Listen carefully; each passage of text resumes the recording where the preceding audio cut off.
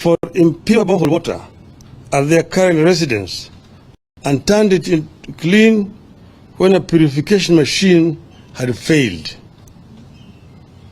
We see no difference between this claim and the outrageous ones made by cult pastors, like performing fake miracles and extorting money from believers with the calls like tuma mbegu ya 310 or fast until you meet Christ. 7.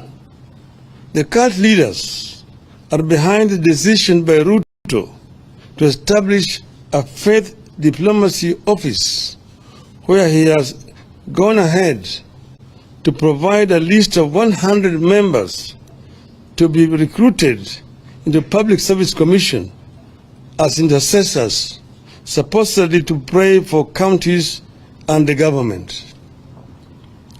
Nobody knows the identity, the qualifications of the so-called intercessors, how they were identified, and where they fit in a government where religion and state are separate entities. 8.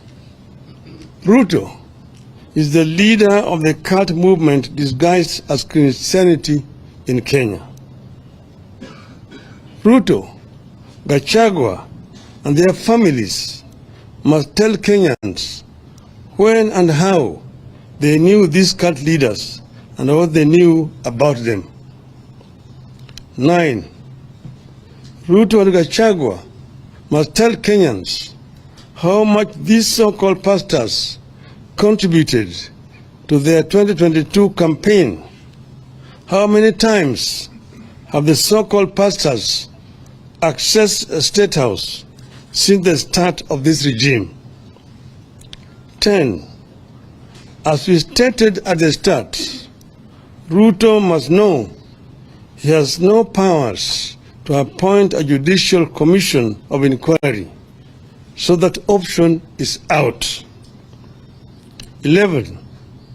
We are all aware that judicial commissions of inquiry have been the tool of choice whenever the government has something to hide, like you believe Ruto does now. 12.